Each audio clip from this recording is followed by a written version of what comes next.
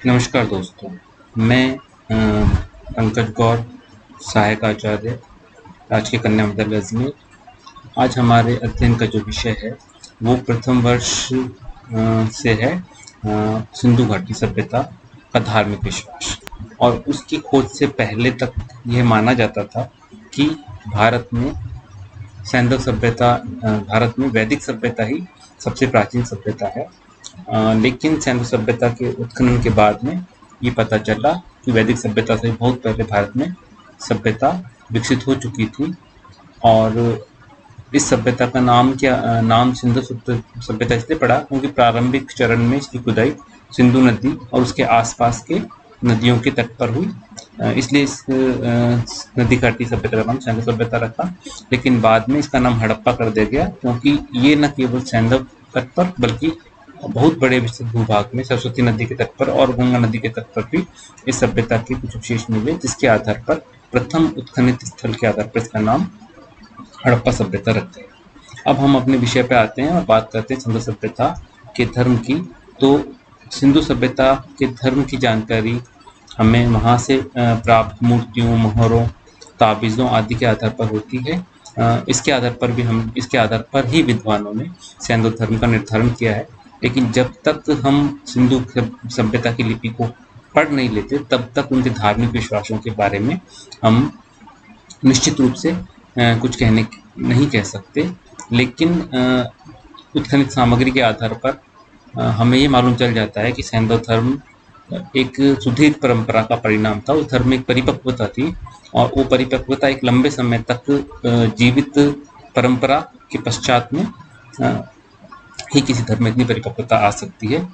तत्कालीन जो सभ्यताएं हैं उनके धार्मिक विश्वास और सैंधव धर्म सभ्यता के धार्मिक विश्वासों में बहुत समानता है।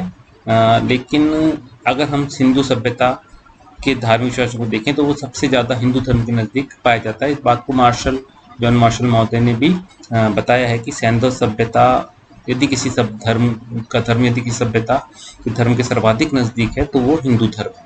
अब हम सैंधव धर्म के बारे में देखते हैं। तो सैंधव धर्म का जो धार्मिक विश्वास था उसके अंतर्गत द्वंद्वात्मक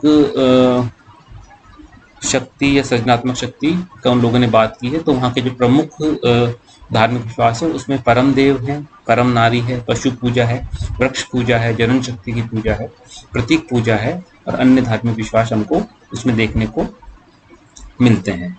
सिंधु घाटी सभ्यता से प्राप्त जो भी सामग्री सिंधु घाटी से हमें सबसे पहले जो सामग्री मिलती है उनमें मोहरों के आधार पर हम वहाँ के देवता का निर्धारण करते हैं।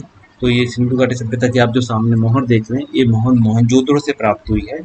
इस मोहर को देखने के बाद में विद्वानों ने इसकी जो समीकरण स्थापित किया है वो भगवान शिव से स्थापित किया है, पशुपति शिव से स्थापित किया है। आप इस मुद्रा में जैसे देखेंगे तो इसमें देखेंगे कि ये जो योगी बैठा हुआ है ये कुछ पशुओं से घिरा हुआ है। जिसमें आप देखेंगे तो ये भैंसा है, ये गेंडा है, ये बाघ है और एक ये हाथी है। इन चारों पशुओं से ये घिरा हुआ योगी जो है इसे हम पशुपति मानते हैं। विद्वान इसको पशुपति के रूप में मान के इसका समीकरण शिव से करते हैं। इसके अलावा आप देखेंगे तो शिव का जो अन्य विशेषता त्रिशूल है। तो आप इसमें देखेंगे इसने जो सर पे जो ये पहना हुआ है ये त्रिशूल की आकृति का इसने एक सिरस्त्राण या मुकुट पहना हुआ है। इसके अलावा ये जो आकृति इसके यहाँ पर बनी हुई है ये भी त्रिशूल की आकृति के समान इसको माना जाता है। फिर आप इसमें नीचे देखेंगे तो नीचे इसमें दो मृग की आकृति है। इसके आधार पर भी इनको हम पशुपति शिव मानते हैं। इसके अलावा आप देखेंगे इसके अंदर तो ये जो आप इसमें जो चेहरा देख रहे हैं इस चेहरे में ये इनके 3 चेहरे इसके अंदर आपको नजर आएंगे। तो विद्वान मानते हैं कि सिंधु निवासियों के लिए जो शिव थे वो न केवल त्रिनेत्र थे बल्कि वो त्रिमुख देवता के रूप में थे। कुछ विद्वानों ने इस मोहर के आधार पर इस देवता को अन्य देवों से भी समीकरण किया है। लेकिन सबसे ज़्यादा जो मान्य समीकरण है वो मार्शल के द्वारा माना गया पशुपति शिव की प्रतिमा का समीकरण माना जाता है। इस आधार पर इस देवता को सिंधु मानते हैं कि सिंधु निवासी पशुपति शिव की भी पूजा करते थे। डॉक्टर सुभागना अत्रे ने इस इसको एक देवी की आकृति मानना है। इसके अलावा बुद्ध प्रकाश जी ने इसको एक विश्वरूप राष्ट्र के रूप में माना है, लेकिन ज़्यादातर विद्वान जो हैं, जिनमें मार्शल हैं, मजूमदार हैं, राय चौधरी हैं, वो इसको पशुपति शिव के रूप में ही मानते हैं। इसके अलावा एक अन्य मुहर जो प्राप्त हुई है, उस मुहर में एक योगी व्यक्ति बैठा हुआ है और उस योगी के चारों तरफ कुछ नाग बैठे हुए हैं, जिनके आधार पर उस नागेश्वर को उसको शिव का रूप ही माना जाता है। एक अन्य मुद्रा जो यहाँ से प्राप्त हुई है, उस मुद्रा में एक व्यक्ति धनुर्धर के वेश में है। उसके आधार पर भी विद्वानों का मानना है कि ये जो मुद्रा है किरात वेशधारी शिव की मुद्रा है। अतः हम ये मानते हैं कि सिंधु घाटी सभ्यता में परम पुरुष के रूप में जिस देवता की पूजा की जाती थी, वो उस देवता की सबसे ज़्यादा साम्यता यदि हमें मिलती है तो वो भगवान शिव के साथ में मिलती है। इसके अलावा सिंधु घाटी सभ्यता में जो दूसरा है वो है परम देवी, परम नारी या मातृ देवी की मूर्ति। देखते हैं हम उस समय की समकालीन सभी सभ्यताओं में, चाहे वो क्रीट हो, चाहे मेसोपोटामिया हो, चाहे वो सीरिया हो, फिलिस्तीन हो, सब जगह हमको मातृ देवी की मूर्ति या एक ऐसी देवी की महिला देवी की मूर्ति या पूजा की जाती थी। तो सिंधु घाटी सभ्यता में ये जो मूर्ति देख रहे हैं, बहुत संख्या में ये मूर्ति मिली है, जिसके आधार पर विद्वान ऐसे मानते हैं कि शायद वहाँ पर किसी परम नारी या परम देवी की भी पूजा की जाती होगी। आप इस मूर्ति में देखेंगे तो इसमें ये मिट्टी की बनी हुई जो मूर्ति है, इसके सर पे ये आप देखेंगे तो कुछ एक सिरस्त्राण जैसा कुछ है। इसके एक अन्य जो मूर्ति मिली है, उस मूर्ति पे आप देखेंगे तो इसके कमर में इसने कुछ ये पटका सा पहना हुआ है, गले में इनके ये हार है और हाथों में चूड़ियाँ भी हैं कुछ किसी किसी मूर्ति में। और जो ऊपर जो ये है कुछ मूर्तियों में ये जो है ये किसी पक्षी के पंखों की से आकृति भी इसके अंदर कुछ मुद्राओं में। ये जो मूर्ति यहाँ पर सिंधु घाटी सभ्यता में खंडित स्थलों में मिली है, इस मूर्ति के आधार पर ही माना जाता है कि वहाँ पर एक मातृ देवी की पूजा की जाती होगी। इस मूर्ति में कुछ विद्वानों में ये अनुमान है कि कई बार ये मूर्तियाँ खंडित अवस्था में मिली है, तो कुछ विद्वान ऐसा मानते हैं कि शायद किसी विशेष प्रयोजन के लिए इन मूर्तियों को पूजा जाता होगा या उनकी कुछ विशेष उनका प्रयोजन होगा, उसके बाद में इनको शायद छोड़ दिया जाता होगा, जिस वजह से ये कुछ खंडित अवस्था में ये मूर्तियाँ मिली। लेकिन इन मूर्तियों की व्यापकता से एक बात तो स्पष्ट होती है कि वहाँ पर मातृ देवी जैसी कोई मातृशक्ति की पूजा की जाती होगी। इस के अलावा वहाँ पर कुछ ऐसे मूर्तियाँ मिली हैं जिसमें स्त्री को गर्भिणी रूप में दिखा के उसको जनन शक्ति के रूप में बताया गया है। एक अन्य स्थान पर एक ऐसी मुद्रा मिली है, जिस मुहर मिली है, उस मुहर के ऊपर एक महिला की वो आकृति बनी हुई है और उस महिला के पैरों के बीच से एक पौधा निकलता दिखाया गया है, जिसके आधार पर विद्वानों का मानना है कि शायद ये वनस्पति देवी के रूप में इनकी पूजा की जाती है। कुछ विद्वानों का मानना है कि इन मूर्तियों के कुछ खिलौने भी मिले, तो हो सकता है ये धार्मिक विषय के साथ साथ इन मूर्तियों का खिलौने भी कोई महत्व रहा हो। कुछ मूर्तियाँ जो मिली उसमें जो मूर्ति का ऊर्ध भाग है, सामने का जो भाग है, इस भाग में थोड़ा से काले काले निशान मिले हैं, जिसके आधार पर विद्वान मानते हैं कि शायद इन की धूप से या किसी चीज़ से या तेल के दिए जला के इनकी पूजा की जाती होगी, जिससे इनका सामने का पृष्ठ भाग जो है वो काला हो गया। कुछ जो मूर्तियाँ मिली उनमें इस तरफ और इस तरफ कुछ दिए जैसी आकृति मिली है, तो शायद उसमें तेल भर के कुछ जलाया जाता होगा। इस आधार पर विद्वान मानते हैं कि ये पूजा के लिए इन मूर्तियों का विशेष महत्व रहा होगा। सिंधु घाटी सभ्यता में मातृ शक्ति की पूजा के रूप में कुछ अन्य प्रमाण भी मिले हैं, जिससे ये जो मोहर मिली है, इस मोहर में आप देखेंगे तो ये एक महिला के बीच में ये एक बकरे को लाया जा रहा है और शायद इस देवी की जो पूजा की जा रही है, इस देवी को ये बलि के रूप में इस बकरे को चढ़ाया जा रहा है। इसके आधार पर भी विद्वान मानते हैं कि सिंधु घाटी सभ्यता में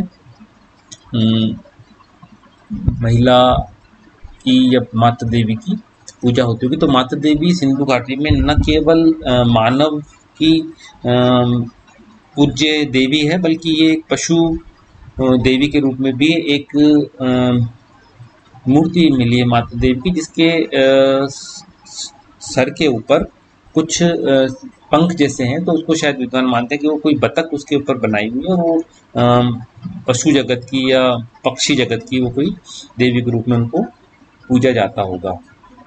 इसके अलावा वनस्पति की देवी के रूप में आप देखेंगे तो सिंधु घाटी सभ्यता जो है वो वनस्पति में भी वो देवी भी इन्हें मानते थे।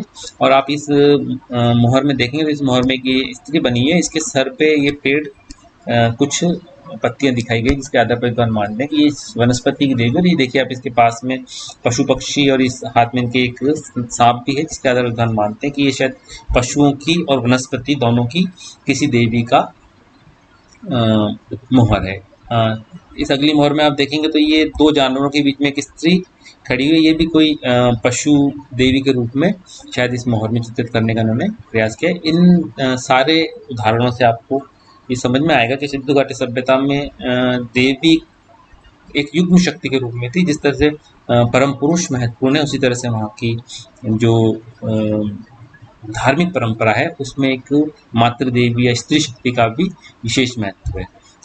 सिंधु घाटी न केवल स्त्री पुरुष को एक युग्म के रूप में पूजा, इसके अलावा उन्होंने जनन शक्तियों की भी पूजा की है। तो बहुत बड़ी संख्या में लिंग वहाँ पर मिले। हम देखते हैं वैसे भारतीय संस्कृति में शिवलिंग की पूजा की परंपरा है, तो वहाँ पर दो तरह के लिंग मिले हैं, एक बीटल है, एक पैलिक है, कुछ आगे से गोल हैं, कुछ नुकीले हैं। और ये जो लिंग हैं ये 4 फीट तक के भी मिले हैं और इतने छोटे भी मिले हैं कि जिन्हें जेब में रख के लेके जाया जा सके। तो विद्वान कुछ मानते हैं कि शायद ये इसको पवित्र कुछ चिन्ह मानते होंगे, पवित्र इसलिए शायद इनको जेब में रखते होंगे या फिर ये गले में लॉकेट के रूप में इसको धारण करते होंगे। जो बड़े जो लिंग मिले हैं उनको विद्वान मानते हैं कि शायद ये सार्वजनिक स्थान पर स्थापित किए जाते होंगे। इसके अलावा वहाँ पे कुछ छल्ले मिले जिनकी समीकरण विद्वान जनशक्ति के रूप में करते हैं। कुछ विद्वानों ने इनकी धार्मिक महत्व को नकारते हुए इन लिंगों को और जो छल्ले वहाँ पे मिले हैं वो एक इनको कुछ स्तंभ और स्तंभ के आधार के रूप में माना है। तो मार्शल महोदय ने भी इस बात को माना है कि ये शायद इनका कोई स्थापत्य में कोई महत्व रहा। हालांकि इस विचार को सबसे पहले जो दिया था वो डेल्स ने दिया था कि ये जो वहाँ पर लिंग की और जो छल्लों की जो आकृतियाँ मिली हैं ये किसी स्थापत्य के लिए काम की चीज़ है। अब हम देखेंगे कि सिंधु घाटी के लोग वर्तमान हिंदू धर्म की तरह वृक्षों को भी पवित्र मानकर उनकी पूजा करते थे। इस मुद्रा में आप देखेंगे इस मोहर में तो इसमें ये पीपल की पत्तियाँ इसके अंदर आपको नज़र आएंगी। तो इन पीपल की पत्तियों के आधार पर ये अनुमान लगाया जाता है कि शायद जैसे वर्तमान हिंदू धर्म में तुलसी, पीपल और दूसरे वृक्षों को पवित्र मान के उनकी पूजा की जाती है, उसी तरह सैंधव सभ्यता में भी इन वृक्षों को पवित्र मान के उनकी पूजा की जाती होगी। अन्य जो विशेषता सैंधव धर्म की है वो है पशु पूजा के रूप में। तो आपने जैसा सबसे पहले मैंने आपको जो योगी की मुद्रा दिखाई थी उस मुद्रा में भी हमने हमको उसके अंदर 4 बल्कि 5 पशु उसके अंदर हमको देखने को मिलते हैं, सिंह, व्याघ्र, गैंडा, भैंसा और 2 हिरण। तो इनके आधार पर भी हम कहते हैं कि सिंधु घाटी सभ्यता में पशु पूजा का भी महत्व रखा होगा। इन मोहरों में भी आप देखेंगे तो ये हाथी साफ नजर आ रहा है, गेंडे की मोहर है, ये भैंसे की मोहर है, ये वृषभ या बैल की मोहर है। इसी तरह व्याघ्र की मोहरें भी सिंधु घाटी सभ्यता में मिली हैं, जिनके आधार पर हम मानते हैं कि वहाँ पर इन सब को पवित्र मान के इनकी पूजा की जाती होगी।